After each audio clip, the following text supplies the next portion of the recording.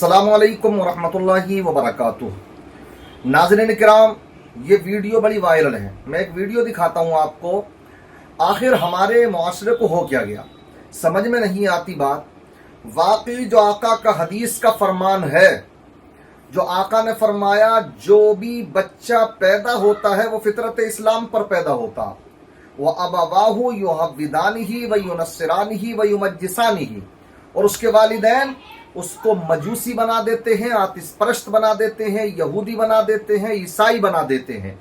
एक ऐसा ही वाकया पेश आता है। एक खातून है, ये बच्चे को गैर मुस्लिम डॉक्टर के पास लेकर के जाती हैं। आप जानते ही हैं जैसे कि डॉक्टर बड़े अखलाकमंद होते हैं, ज्यादातर अखलाकमंद होते हैं, तो वो उसका धर्म अपना गैर मुस्लिम है, लेकिन वो बच्चे से सलाम करते हुए वो ये जानते हुए कि ये मुस्लिम बच्चा है, तो उसने अस्सलामु अलैकुम कहा। बच्चे ने सलाम का जवाब दिया इस्लामी तरीके से। बाद में फिर उसी बच्चे से उस डॉक्टर ने कहा जय श्री राम। बच्चे ने मना कर दिया, तो डॉक्टर बड़ा ठिट्टा मार करके हंसता भी है, कोई बुरा नहीं मानता वो, मगर वो माँ वो उससे हिज्जे करा रही है जय श्री राम कहने के लिए। वो तो उसको मजबूर नहीं कर रहा है। डॉक्टर ने तो बच्चे की बात थी उसको खत्म कर दिया। उसने कहा लेकिन वहां पर बात यह है कि रोना किस पर आ रहा है हमें, हम उस बच्चे को मुबारकबाद पेश करें या उस माँ को रोएं, आखिर ये हो क्या रहा है। देखिए, एक वीडियो देखें, इस पूरी वीडियो को उसके बाद में देखें आप फिर।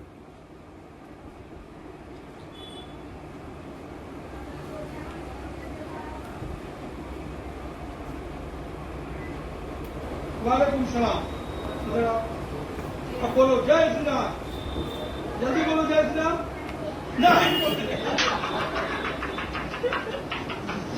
गाना नहीं आता बेटा, बोलो जय जय जय श्री राम। चलो तुम्हारी मम्मी बोलो, चलिए।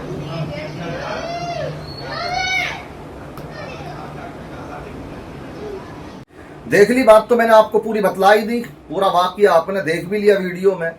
अब ये बताइए कि इस बच्चे को आप मुबारकबाद पेश करेंगे या इस माँ को रोएंगे आप।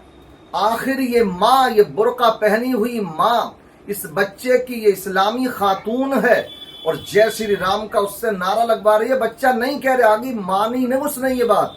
और क्योंकि बच्चे जो होते हैं दिल के सच्चे होते हैं, मन के सच्चे होते हैं और फितरत इस्लाम पर वो पैदा होते हैं। बच्चे ने माँ की भी नहीं मानी, मगर माँ बजिद है, जय श्री राम के हिज्जे करा रही है। शायद कभी उसको अली बाता पढ़ाने में इस तरह के हिज्जे नहीं कराए होंगे, इस तरह की मेहनत नहीं की होगी जिस तरह की मेहनत कि ये उसको जय श्री राम का नारा लगवाने में कह रही है। ये हालात है हमारे मुसलमानों के। कहाँ हैं हम, कहाँ जा रहे हैं आखिर हम। ऊपर से फिर रोना ये रोते हैं हम कि गैर हमारे साथ में ऐसा कर रहे। कहाँ कर रहे हैं गैर? उसने तो हंस करके टाल दी बात खत्म हो गई थी। तुझे क्या जरूरत पड़ी थी उसके बाद में अब उससे हिज्जे कराने की जय श्री राम के? तुझे नहीं मालूम है कि जय श्री राम का क्या मतलब होता? वो अपने जय श्री राम का जो नारा लगाते हैं वो राम को भगवान मानते, खुदा मानते हैं।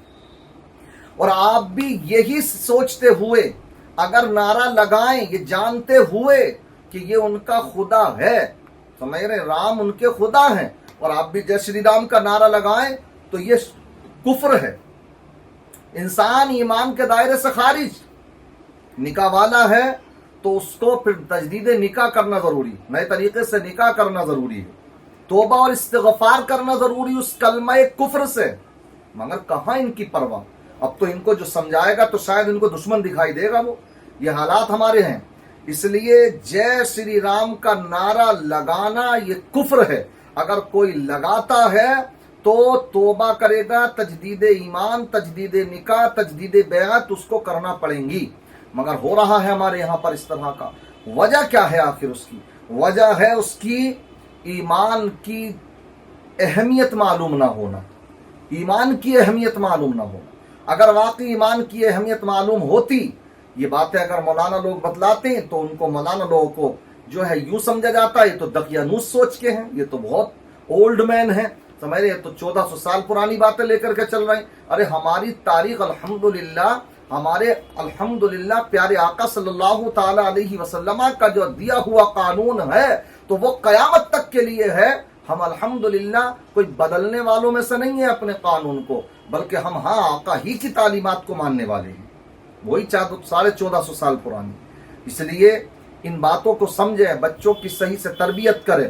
اور میں تو سمجھتا ہوں اس سے ایک بات یہاں یہ بھی سمجھ میں آتی ہے، ہم یہ بچیوں کی تعلیم پر توجہ نہیں دیتے، مگر اس سے یہ اندازہ ہوتا ہے اس طرح کے واقعات سے کہ ایک ماں جب صحیح ہوتی ہے تو اس کے صرف اس کا خود کا ایمان محفوظ نہیں بلکہ بچوں کا بھی ایمان محفوظ ہوتا، خاندان سنبھل جاتا ہے۔ اور اگر یہ ماں بگڑ جائے تو پھر نہ اس کا خود کا ایمان سلامت رہے اور نہ ہی پھر اس کے بچوں کے ایمان سلامت رہیں گے۔ اس لیے ان باتوں کو سمجھیں، یہ وندے ماترم، جے شری رام کے نعرے لگانا، اس طرح کے یہ صریح کفر ہیں۔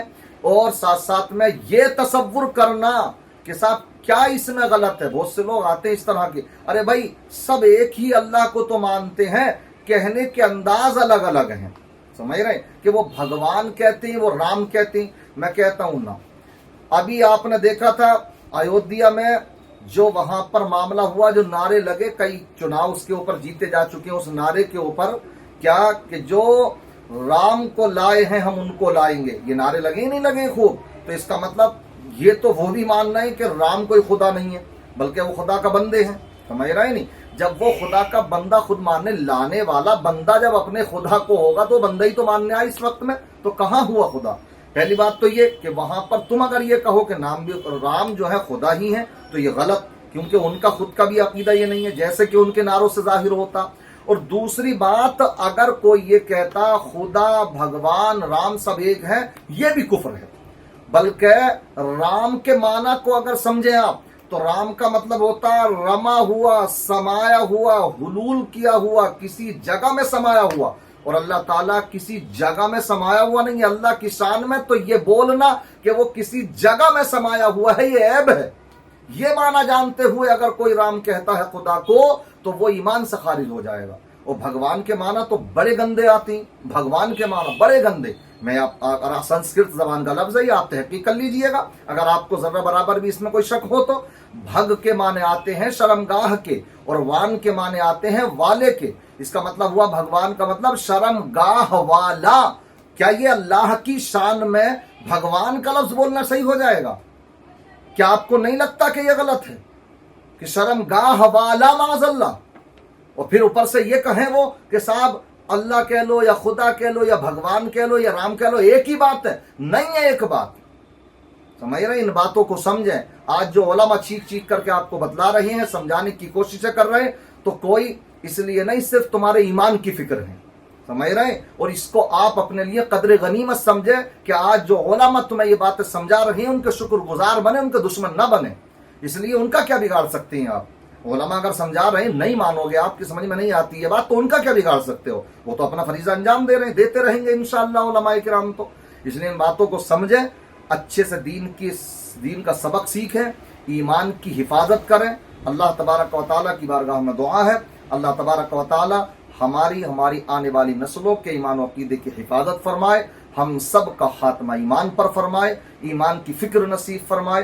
السلام علیکم ورحمۃ اللہ وبرکاتہ۔